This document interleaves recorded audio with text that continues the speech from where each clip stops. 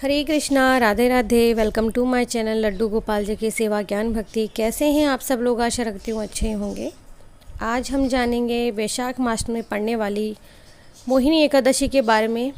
जी हाँ, शुक्ल पक्ष की ये मोहिनी एकादशी जिसका व्रत पड़ रहा है 12 मई को, गुरुवार के दिन। तो सभी एकादशी का महत्व होता है वैसे तो, लेकिन मोहिनी एकादशी का भी महत्व खास है क्योंकि इस दिन जो हमारे भगवान श्री विष्णु थे उन्होंने मोहिनी रूप धारण किया था।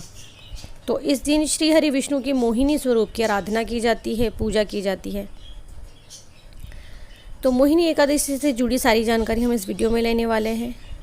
मेन बातें जो होती हैं वो ये है कि एकादशी की पूजा में हमें तुलसी पत्र ज़रूर अर्पित करना चाहिए और तुलसी के पत्ते हमें एक दिन पहले ही तोड़ लेने चाहिए। तुलसी जी का उस दिन उपवास होता है, वो श्री हरि विष्णु के लिए उपवास रखती हैं, इसीलिए ना तो उसमें जल डाला जाता है और ना ही तुलसी पत्ता तोड़ा जाता है। ऐसा कोई बुरा पाप नहीं है कि तोड़ नहीं सकते, लेकिन क्योंकि उपवास के दिन उन्हें कष्ट देना अच्छा नहीं होता, बस इसीलिए। तो एकादशी की पूजा में ज़रूर से तुलसी का पत्ता अर्पित करें श्री हरि विष्णु को।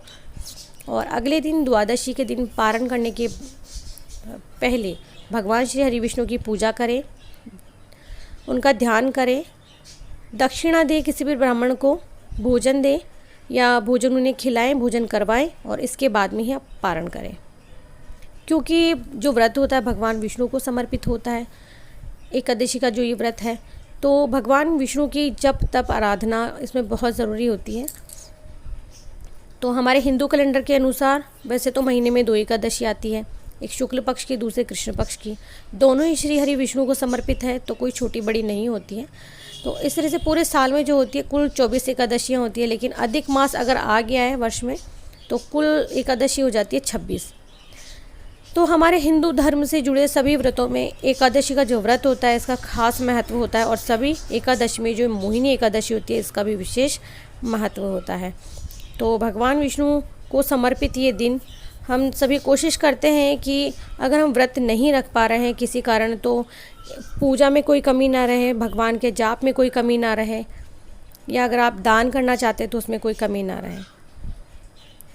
शुक्ल पक्ष में जो ये एकादशी पड़ रही है, आजकल होता ऐसा है कि सभी के पास विग्रह हैं, यानी कि किसी के पास ब्रास में है, किसी के पास पत्थर में है, विग्रह है ज़रूर, किसी किसी के पास में फ़ोटो चित्र भी है।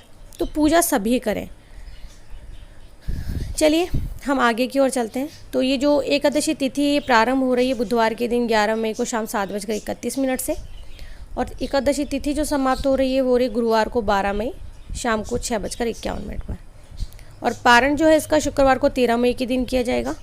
और उदय तिथि के कारण ये जो एकादशी है ना ये 12 मई को पड़ रही है, तो 12 मई को ही इसका व्रत होगा, 12 मई को ही इसका पूजा का दिन होगा। तो पारण जो है वो 13 मई को होगा, ठीक है। अब मोहिनी एकादशी हो या एकादशी हो, पूजा तो समान ही होती है। तो सुबह में जल्दी उठें, दैनिक जो भी आपके कार्य होते हैं उनसे निवृत्त हो जाएं, स्नान वगैरह कर लें, साफ वस्त्र धारण कर लें। फिर पूजा के लिए आप चौकी रखें, इस पर पीला कपड़ा बिछाएं। भगवान विष्णु को आप मोहिनी रूप में पूजा करें। उनका जो भी प्रतिमा है आपके पास, फ़ोटो चित्र है, आप उन्हें स्थापित करें, दीपक जलाएं। पूजा पाठ करने के बाद भगवान के समक्ष हाथ जोड़ें, उन्हें फल फूल और अर्पित करें। पंचामृत से आप उन्हें स्नान करवाएं, पंचामृत रखें वहाँ पर, तुलसी का पत्ता अर्पित करें, धूप दीप गंध अर्पित करें, क्योंकि अक्षत हम उस दिन काम नहीं लेते हैं। चंदन का टीका लगाएं, रोली आदि भी आप अर्पित कर सकते हो।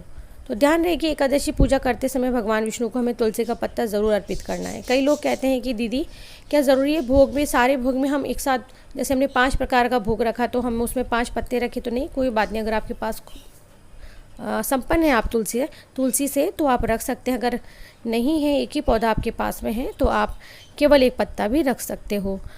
इसके बाद में जैसे पूजा संपन्न होती है, आप मोहिनी एकादशी का जो व्रत आपने किया है उसकी कथा पढ़ें, फिर आरती करें। इसके बाद में हाथ जोड़कर भगवान से प्रार्थना करें, आराधना करें कि आपके व्रत को सफल करें।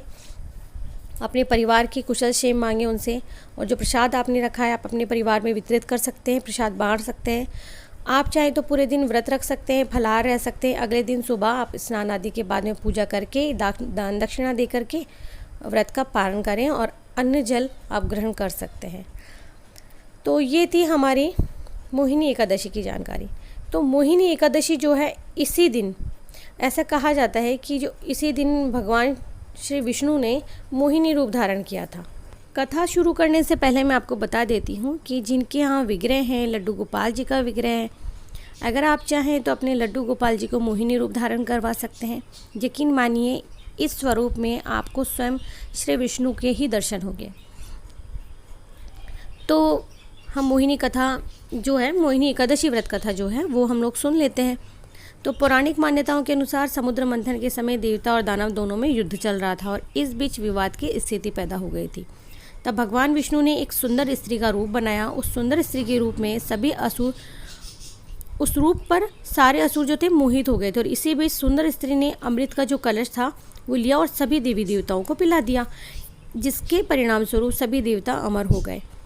सुंदर स्त्री का नाम क्या था? मोहिनी था। कहते हैं कि जिस दिन भगवान विष्णु ने ये रूप धारण किया था ना, उस दिन वैशाख मास की शुक्ल पक्ष की एकादशी थी। और यही कारण है कि ये जो एकादशी होती है मोहिनी एकादशी के रूप में जानी जाती है। देखिए, मैंने ये जो कथा थी मैंने किसी बुक में से देख के नहीं पढ़ी है, जितनी मुझे जानकारी थी वो ही मैंने आपको बताई। लेकिन आपको ये जो कथा है पूर्ण रूप से बुक में मिल जाएगी, तो आप उसमें देख कर के श्रवण कर सकते हैं।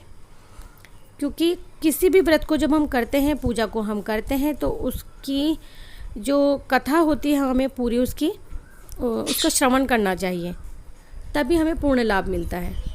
अच्छा, ये जो व्रत है ना, इस व्रत को राजा युधिष्ठिर ने और भगवान रामचंद्र जी ने भी किया था। कोई भी व्रत हो, जब हम उस व्रत को करते हैं तो व्रत के साथ साथ में हमें कुछ नियमों का पालना करना होता है। जैसे कि एकादशी व्रत में भी कई नियम होते हैं। ये जो एकादशी व्रत है इसके नियम एक दिन पहले से शुरू हो जाते हैं। सुबह में हमें दातुन नहीं करना चाहिए, केवल कुल्ला करना चाहिए। दातुन हमें रात्रि में भोजन करने के बाद में ही कर लेना चाहिए, क्योंकि जो हमारे दांतों में अन्न के कण होते हैं वो निकल जाए। साथ ही में जिस दिन हम व्रत रख रहे हैं, पूजा कर रहे हैं, एकादशी आपने रखी है, तो कोशिश करें कि स्वच्छ मन हो, किसी की निंदा ना करें, द्वेष से दूर रहें, झूठ ना बोलें। तो इन चीज़ों से हमें दूर रहना चाहिए। बाकी हम लोग सांसारिक जीवन में हैं, कहीं ना कहीं कुछ ना कुछ त्रुटि तो हो ही जाती है, और भगवान से हाथ जोड़कर क्षमा याचना करें कि हे ईश्वर, हमसे जो क्षमा हुई है हमें क्षमा करें, और अगर व्रत में कोई कमी रह गई हो तो उसे भी आप पूर्ण करें। तो जैसा कि प्रत्येक एकादशी की पूजा हो या इस एकादशी की पूजा हो, एकादशी तो समान ही होती है। बस ऐसा होता है कि जैसे कि हमारे जो प्रभु हैं वो पीले रंग के वस्त्र हम उन्हें अर्पित करते हैं। कभी कभी ऐसा होता है कि हम लोग ठाकुर जी को पूर्ण विधि विधान से उस दिन बिठाते हैं, उनकी पूजा करते हैं। तो कई जगह पर क्या होता है कि एकादशी के दिन पीले रंग के वस्त्र अर्पित करने का मतलब होता है कलावा तो हम लोग रखते ही रखते हैं, पीले रंग का कोई भी साफ़ सुथरा वस्त्र जो होता है हम सामने रख देते हैं, कोई ब्लाउज़ पीस हो या कोई भी, फिर वो हम किसी ब्राह्मणी को दान दे देते हैं। तो इस तरह से हम वस्त्र अर्पित कर देते हैं। ये दीदी माँ ने मुझे पूछा था कि दीदी ये जो हम वस्त्र अगर अर्पित करना चाहें तो कैसे करें। तो कोई बात नहीं, अगर आप एक ब्लाउज़ पीस भी येलो कलर का लेते हो या कोई सादा कपड़ा लेते हो तो आप वो भी रख के उस पर दक्षिणा रख के दान कर सकते हो किसी ब्राह्मण को। तो अगर हम भोग की बात करें तो जो ऋतु फल चल रहे होते हैं या जो मिठाइयाँ होती हैं जो एकादशी पर हम भोग लगा सकते हैं, वो हम श्री हरि को अर्पित कर सकते हैं। आशा करती हूँ कि आपको ये वीडियो बहुत पसंद आया होगा। अगर पसंद आता है तो प्लीज़ वीडियो को लाइक कीजिएगा, चैनल को सब्सक्राइब कीजिएगा, फ्रेंड्स एंड फैमिली में ज़रूर से शेयर कीजिएगा।